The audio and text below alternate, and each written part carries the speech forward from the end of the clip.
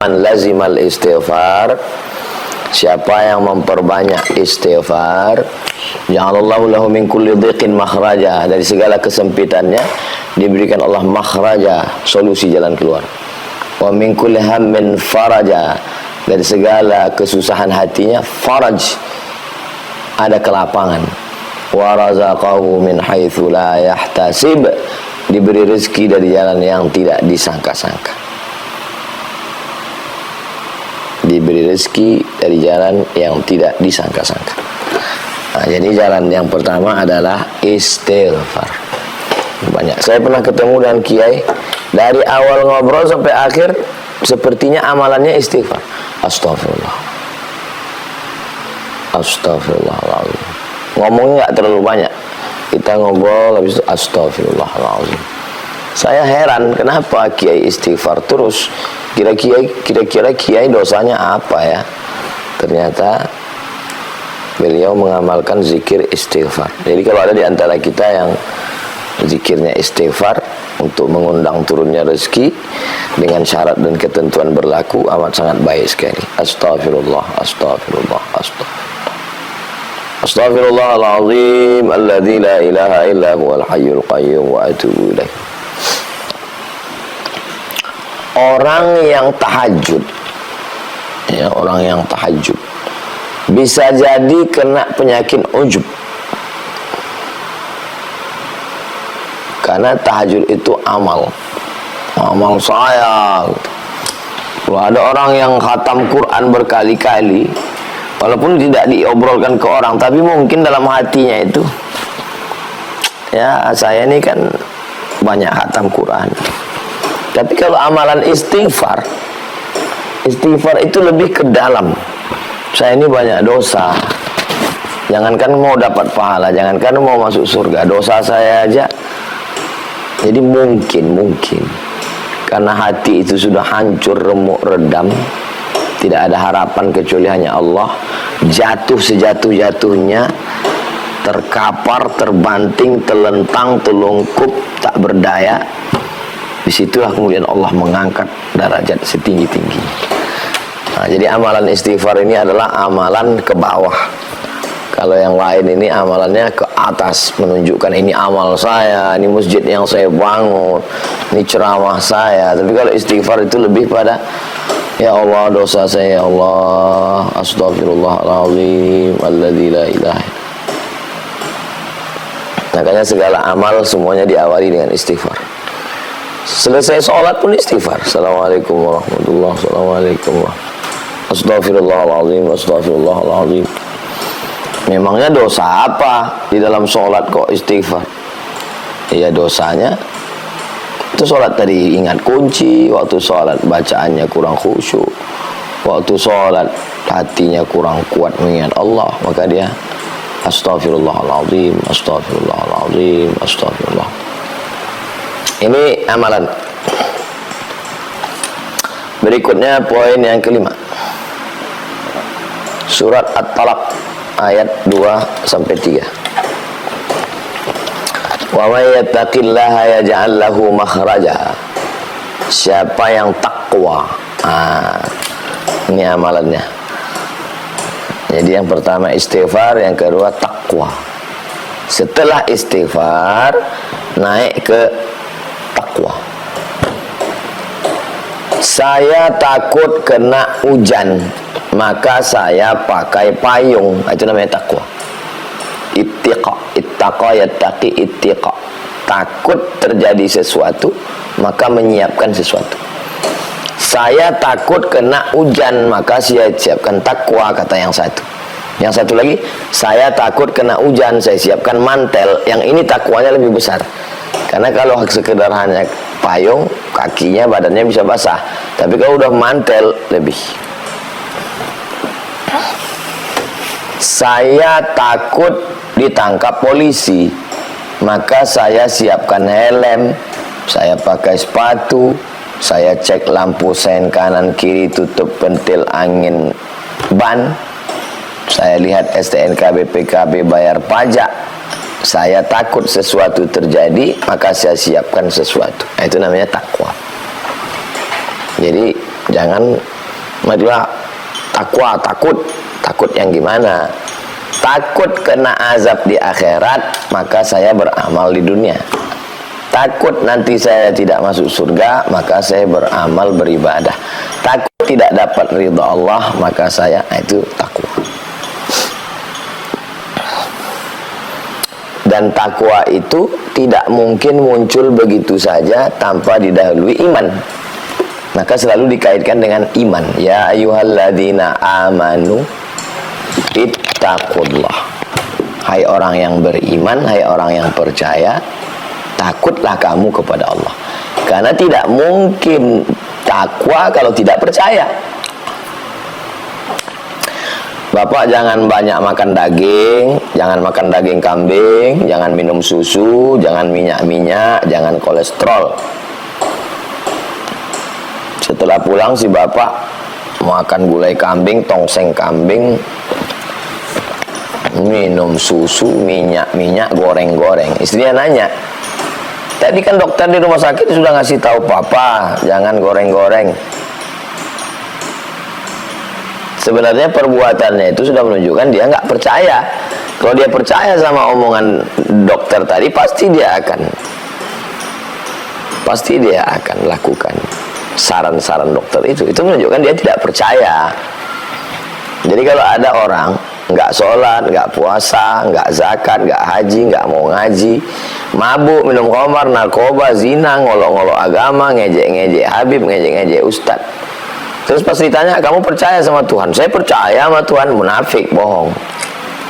Karena kalau dia percaya, pasti dia akan ikuti saran Nabi. Kalau percaya sama dokter, pasti ikuti saran dokter. Kalau percaya sama teknisi, ini pasang kabelnya begini, ini untuk lampunya begini. Kalau percaya, kalau nggak percaya, ya itu. Makanya seringkali takwa itu dikaitkan dengan percaya. La'allakum tattaqun. Coba lihat di ujung akhir ayat puasa. La'allakum tattaqun, kamu takwa. Diawali dengan percaya. Ya ayyuhalladzina amanu kutiba alaikumussyam. Percaya dulu baru takwa. Nggak bisa orang bertakwa kalau nggak percaya. Kamu dari tadi sopan banget orangnya, nunduk, gak macam-macam. Kenapa? Karena dia percaya ada tulisan stiker di dinding, ada CCTV. Makanya dia kalem. Karena dia percaya ada CCTV. Coba kalau dia nggak percaya, alah paling nakut-nakuti aja CCTV-nya, mau buat prank ini. Jadi takwa itu selalu dan memang wajib. Rukunnya, stepnya pertama percaya dulu, setelah percaya baru bertakwa. Dan takwa ini dilatih. Latihan yang pendek ya sholat 5 waktu. Allahu Akbar. Takut garuk gatal, takut mata kesana kemari, takut tidak khusyuk, takut. Latihan. Lalu kemudian puasa 30 hari. Takut makan, takut minum, takut melihat, takut mikir, takut. Tanggal 8 hari Tarwiyah, tanggal 9 hari Arafah, tanggal 10 hari Nahar, 11, 12, 13 hari Tasyrik. Oh, itu panjang sekali. Takut nyabut bulu hidung, takut kuku, takut ngupil, takut garuk, takut mandi, takut pakai sampo, takut. Ini dia berproses, ada latihannya. Nah, ini kalau takwa ini dilaksanakan, janji Allah, wa may yattaqillah, siapa yang bertakwa, ya ja'allahu makhraja, diberikan Allah solusi jalan keluar terhadap masalah hidupnya, wa yarzuqhu min haitsu la yahtasib, diberi rezeki dari jalan yang tidak disangka-sangka. Nah, ini dia rezeki. Wa may yatawakkal 'ala Allah fa huwa hasbuh, siapa yang bertawakal kepada Allah maka cukuplah Allah saja yang menolongnya. Apa kata Syekh Muhammad Mutawalli Asy'ari?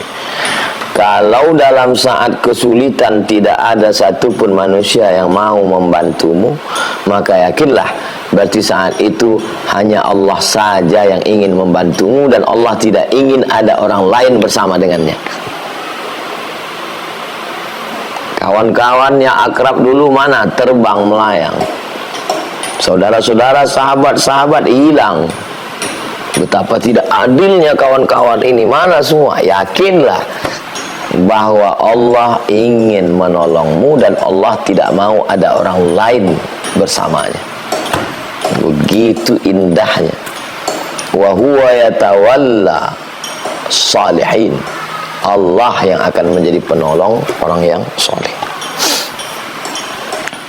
Jadi takwa. Kemudian yang ketiga, kalau menurut urutan ini yang ke-6, tapi kalau menurut urutan pembahasan ini yang ke-6. Kalau menurut urutan amal, yang pertama istighfar, yang kedua takwa, yang ketiga adalah iffah, menjaga diri dari yang syubhat. Takut masuk neraka tidak minum khamar, takut masuk neraka tidak berzina, takut masuk neraka tidak berjudi. Itu takwa namanya. Kalau yang ini lebih halus lagi, namanya iffah, menjaga diri dari hal yang sebenarnya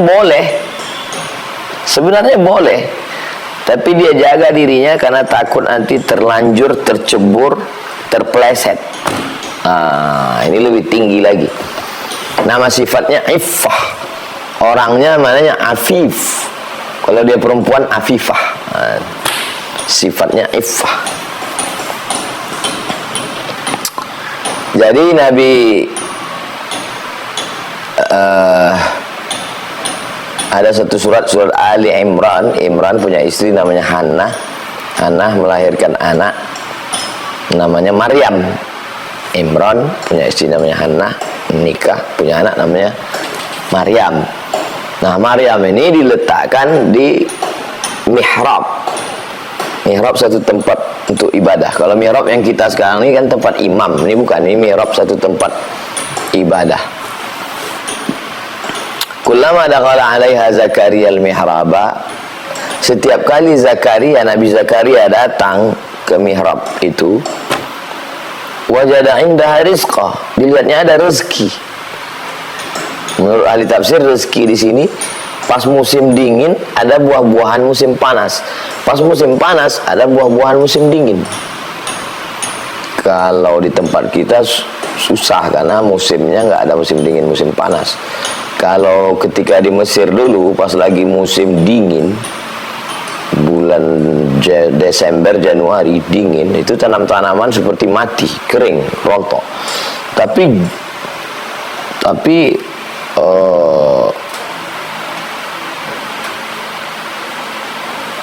musim dingin itu malah jeruk banyak. Lalu kemudian ketika musim panas, semangka banyak. Musim panas bulan Juli, bulan Agustus, kurma banyak. Musim dingin, jeruk banyak. Ternyata jeruk itu kalau dimakan menghangatkan perut, bagus, bertukal. Begitulah adilnya Allah, di saat musim dingin dibuatnya tanaman yang tumbuh hangat, panas ke perut, bagus. Kita kalau musim dingin kan bibir pecah-pecah, malas minum. Tapi kalau banyak makan jeruk, sehat. Jadi ketika Zakaria ngelihat banyak sekali makanan, ya Maryamu anna laki hadza. Wahai Maryam, ini kamu dapat makanan sebanyak ini dari mana? Qalat, Maryam menjawab, wa min indillah, itu dari Allah. Innallaha yarzuqu man yasha'u bighairi hisab. Allah memberikan rezeki kepada siapa yang Dia kehendaki bighairi hisab. Jadi dia duduk aja berzikir, beribadah kepada Allah, tidak keluar. Jadi berdatangan rezeki-rezeki itu berdatang. Tapi bukan berarti kita menafikan ikhtiar. Ini beda kita dengan kaum fatalistik, Jabriyah. Jabriyah ini fatal, ya, apatis. Kalau dalam Islam Ahlus Sunnah wal Jamaah itu ada ikhtiar, al-kasbu namanya. Ada kudrat di dalam diri saya ini, ada kudrat, ada kemampuan. Kemampuan, ada tenaga, ada daya untuk meraih rezeki itu sudah ada, tapi saya punya kemampuan daya untuk meraih rezeki itu, untuk mengambilnya. Jadi kalau ada orang yang tidak berusaha sama sekali, itu Jabriyah, fatalistik. firqah dhallah, sesat. Kalau ada yang mengatakan bahwa dialah segalanya, maka itu juga sesat, Mu'tazilah. Yang benar itu Ahlus Sunnah wal Jamaah, Imam Ibnu Hasan Al-Asy'ari. Kita berusaha, berikhtiar. Setelah dapat kita katakan, hadza min amri rabbi, hadza min fadli rabbi. Ini karunia Allah, liyabluwani, untuk menguji saya, ashkur am akfur, apakah saya bersyukur atau kufur. Mudah-mudahan kita termasuk orang yang mendapatkan rezeki yang memang betul-betul rezeki, bukan disangka rezeki ternyata istidraj, azab tertunda.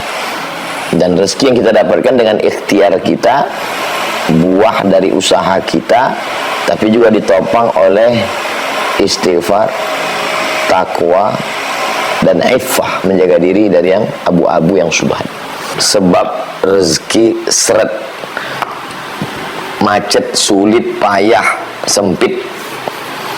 Pertemuan sebelumnya kita sudah bahas itu rezeki, bahwa rezeki tidak hanya harta, tidak hanya duit, tapi juga semua kebaikan adalah rezeki. Jadi yang masuk di sini, kenapa kebaikan-kebaikan itu sulit mampir ke kita? Apa penyebabnya? Ini yang akan kita bahas ke depan. Yang pertama adalah manusia itu sendiri yang merubah rezekinya. Surat Al-Anfal ayat 53. Dzalika bi anna Allah lam yakum mughayyiran ni'matan an'amaha 'ala qaumin. Allah tidak merubah nikmat yang sudah Dia tetapkan terhadap sekelompok orang, hatta yughayyiru ma bi anfusihim. Mereka lah yang merubah nikmat itu. Sudah ditetapkan Allah untuk si hamba itu 300 ml. Ini untuk kamu 300. Tapi karena perbuatannya dirubah Allah, kamu nggak layak dapat 300, kamu cuma dapat 100. Dicabut Allah. Kenapa? Karena perbuatan manusia. Dzalika bi anna Allah lam yakum mughayyiran ni'matan an'amaha 'ala qaumin hatta yughayyiru ma bi anfusihim. Mereka sendiri yang merubah nikmat Allah Subhanahu wa taala. Jadi jangan katakan Allah kejam, Allah tega. Ya, kita sendiri yang membuat nikmat Allah itu menjadi berubah, berkurang. Karena perbuatan kita tidak sesuai dengan perintah Allah Subhanahu wa taala. Sama seperti dosen ngomong gini, insya Allah lokal ini nggak ada yang nilai B, insya Allah lokal ini nggak ada nilai C, saya janji nggak ada C, dengan syarat datang sebelum saya duduk tepat waktu, makalah setiap presentasi siap, nggak ada alasan mesin fotokopi rusak, tiba-tiba file kena virus, tiba-tiba mati lampu fotokopi, ada aja alasan. Kalau terjadi seperti ini, awas, tiba-tiba pas keluar nilai C, terus komplain mahasiswa. Dulu Bapak pertemuan pertama katanya nggak ada yang nilai C, AB, A plus, A minus, B. Sekarang kok ada yang C? Coba kamu pikir lagi, siapa yang membuat nilai ini C? Ya Bapak. Iya, memang Bapak yang ngasih nilai C, tapi kenapa nilai itu jadi C? Datang lambat, presentasi disuruh buat PowerPoint nggak ada, diminta makalah nggak ada, katanya sibuk organisasi, rapat, unjuk rasa. Jadi lam yakum mughayyiran ni'matan an'amaha 'ala qaumin. Allah tidak merubah. Hatta yughayyiru ma bi anfusihim, mereka sendiri yang merubah karena perbuatan-perbuatan mereka itu. Ini yang pertama. Yang kedua, kenapa nikmat itu dicabut Allah Subhanahu wa taala? Karena kurangnya rasa tawakal. Enggak ada lagi tawakal dalam hati manusia ini.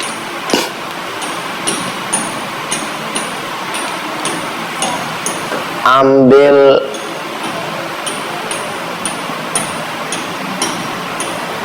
timba, beli tali untuk mengambil air. Gimana supaya air dapat? Digali sumur. Setelah digali ternyata airnya di bawah. Kalau begitu mesti diambil pakai timba. Timbanya nggak sampai, mesti pakai tali. Itu namanya ikhtiar. Tapi jangan lupa, kalau tidak ada tawakal, galinya sudah, timbanya sudah, talinya sudah, tawakalnya nggak ada, kering itu sumur. Tapi kalau sudah digali, dibeli timba, dibeli tali, tetap juga masih susah ngambilnya karena nggak bertenaga. Nggak ada yang sulit bagi Allah. Bertawakal, tidur, besok pagi ngelihat airnya sudah naik. Kenapa? Hujan lebat. Naik sama-sama timbanya sekali ke atas, tinggal ceduk aja.